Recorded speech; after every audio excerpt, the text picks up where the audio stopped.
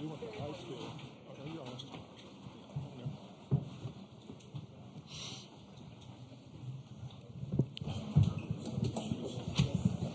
Okay, once again, if you're just with us, please turn down your cell phones. Mine's off.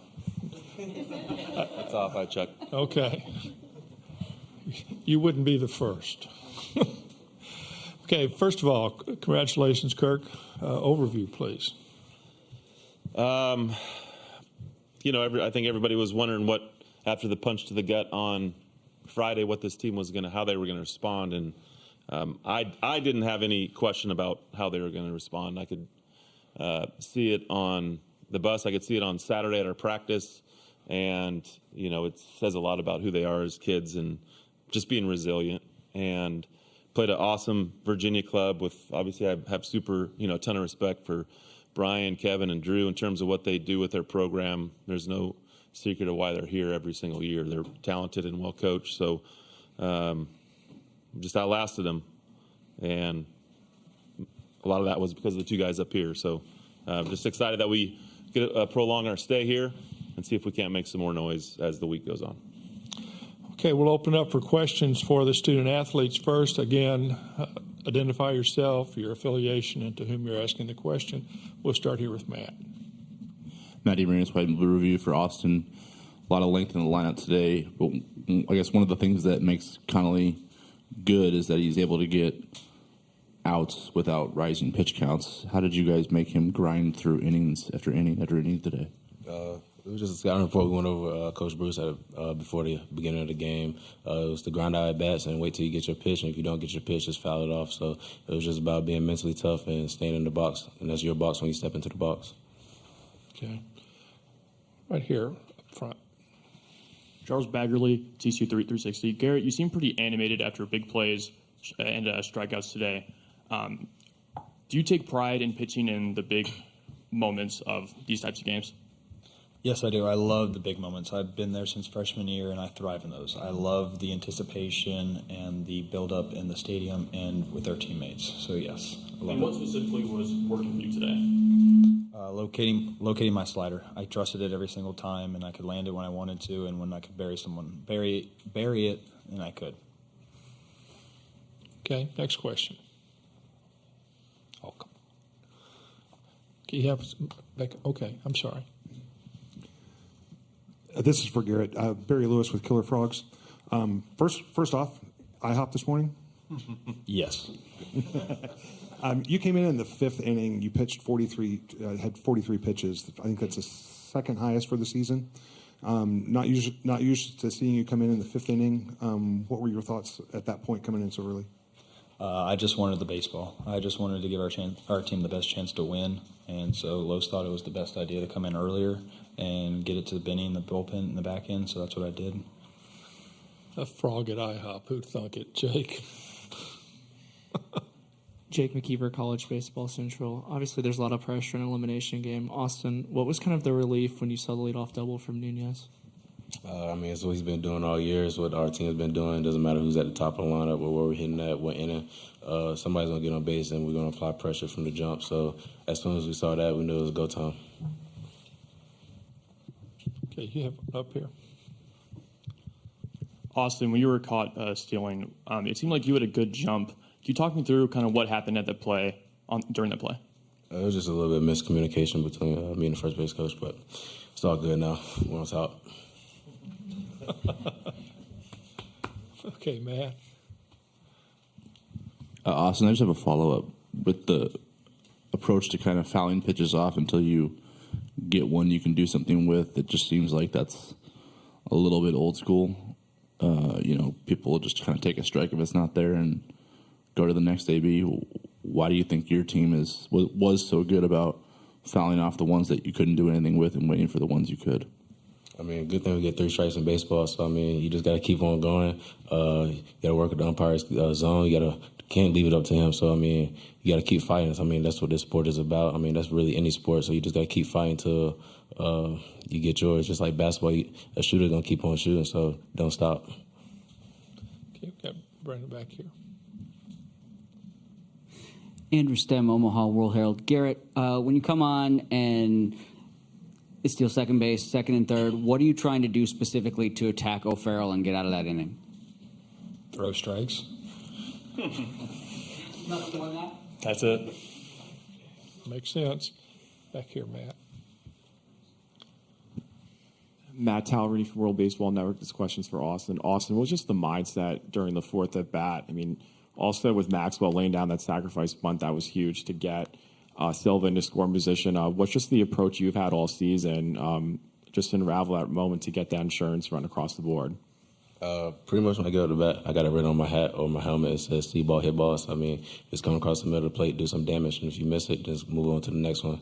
And then I know if I don't get the job done, then Eli behind me is going to get the job done. So. Okay. Any more questions for the student athletes? If not, congratulations, and we'll see you on Tuesday. And we'll have questions here for Kirk. Good job, man. Okay, once again, we'll start here with Matt. Matty Maroons, White and Blue Review. I'm just curious your thoughts listening to Austin talk about, I guess, the way you can chain unselfish at bats together and create a situation where that pitcher is having to grind just to get 3 outs and back to the dugout. How about his silky smooth voice, Mr. Monotone? His personality is not like that, but I thought, I think that's the great thing about the lineup. Like, most good teams that have good offenses, it's going to come different in different parts of the order. Oral Roberts, their 9-hole hitter, hit the home run to put him ahead. And then today Austin Davis is on base all 4 times, gets a big double. So, it's just a matter of, I thought Coach Bruce did a phenomenal job in terms of managing the game and moving things, and we still too many base running blunders. Just a little tentative in terms of on that side of things, which we haven't really been at all this year. So, need to get that out of our blood and play like we normally play. But I thought, just in terms of Coach Bruce managing the game and seeing how the game was being played, I thought that was obviously big to get the guy in scoring position, and then Austin come up and hit that double. Okay, Jake. Jake McKeever, College Baseball Central. Coach, Braden Taylor finally got that hit that's eluded him for a little bit. How has kind of y'all's interactions been in Omaha? It seems like he's kind of been pressing. Yeah, I mean, I think, he's faced some really good, left-handed pitchers for sure, which makes it difficult. And, there's no secret in terms of scouting reports and all those types of things and more to play defenses. And I thought he's had some good at-bats and hasn't had anything to show for it. The same exact line drive that he hit, that he got his double on, Oral Roberts caught it. Same exact play, So and then he ended the game on Friday with, I thought, a really good at bat. So he's taking good at bats. Just a matter of, I don't know if he's pressing or not. I think he's just trying to help the ball club, and at this point, he hasn't helped him the way it has. He's made it look really easy the last 6 weeks in terms of how he's swinging the bat. So, I think it's just part of baseball.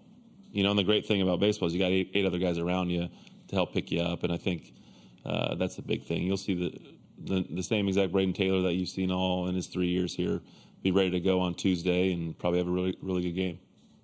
Okay, Charles. So Sam allowed 2 base hits to start the game and then retired 12 straight. In your perspective, what was working for him out there today? Well, I thought that was you can't teach experience, and I think that's exactly what you saw in the first inning. First guy got a base hit, chopper over Braden. Next guy, I think, within the first 2 pitches, got a base hit to center. First and third, and all of a sudden that inning could really get away from you really fast. Facing, Geloff and being able to get him to ground out and kind of, stem the tide a little bit and be able to kind of get out of that inning with a 1, and then he kind of just settled in, and anytime that there was a fastball in order to throw, he threw an off-speed pitch. And that's kind of pitching 101 in terms of knowing who you are, not trying to do too much. And I thought he did a great job with his changeup and his curveball, and then being able to sneak the fastball by some guys when he needed to. But ultimately, it came down to just his poise and presence that he's shown really the whole year, but especially down the back stretch of this season. Okay, Joe. Joe Healy, D1 Baseball. How did you feel like Ben bounced back today physically? I mean, obviously results were positive, but how did you see him physically after throwing as many pitches he did a couple days ago? Yeah, I think he threw 40 pitches or something like that on Friday, which Ben is, knock on wood, Ben's one of our most resilient arms in terms of bounce back. He actually gets better the more he throws. I think it's probably because of his arm slot. Like when you throw from a really unorthodox arm slot, I think he went one time like 8 or 9 days in between appearances, and his next appearance he wasn't very sharp because it's different. And he's a guy that I think his mentality, and I knew he wanted the ball. And we got to the point in the lineup kind of before the game had started, in terms of the 9-hole hitter, and then through the top of their order, I felt like the left-handed option was really, really good against kind of that stretch of 4 or 5 guys, and that's why he was in there and did an awesome job in terms of finishing the game. Okay. Back here, Gary. Coach, Logan Maxwell had a double, went 1 for 2. Mm-hmm. What was the reason for pulling him out in the bottom of the 6th? Well, he's been dealing with hamstring issues, and at that point we were winning. We wanted to get, Luke probably covers a little bit more ground in the outfield than Logan does. His legs are more healthy than Logan's are. And so really it was kind of, hey, let's go offense first and let's go defense late. And, Luke did a really good job coming in and getting the bunt down. And we've kind of done that a couple different times, and it's just trying not to stress out his hamstrings because he's got about a 2-week shelf life with those hamstrings if he plays too much. Charles. Coach, are you rolling with a TBA guy for the next game? And I love that guy. And at this point, is there anyone who's not available besides Sam? Well, Garrett, when I took him out, he wasn't happy with me, but he said after the game, I'll be ready on Tuesday. So he'll be ready. And Cole? Cole said he was going to be ready today. I said, well, you're not allowed to be ready, so put your shoes on,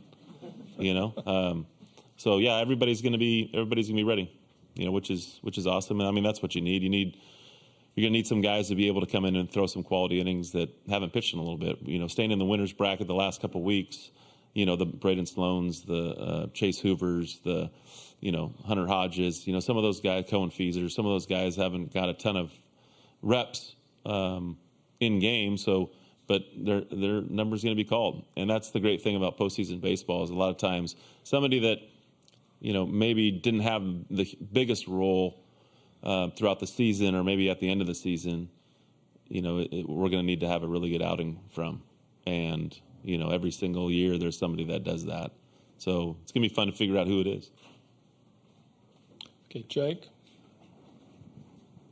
Jake McKeever, College Baseball Central. Coach, you had Luke Savage warm up there in the 9th. How's that kind of show the resiliency of him as a player after what he went through in the opening game? Yeah, I mean, I think what we had Henry, their second baseman coming up after, Stefan. And so, he hits quite a bit better against lefties than he does righties.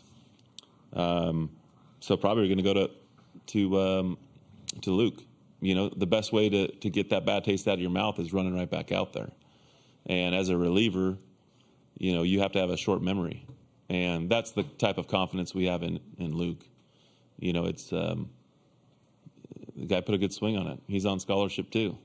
And I wanted him to be able to know that, everybody has his back, and I was probably going to bring him in for the next guy, and just sometimes this game will test you, and the best way to do it is, and I know what's inside of his chest, and I think getting him back up and bringing him into this game if we needed to, there's no doubt in my mind he was going to get the job done.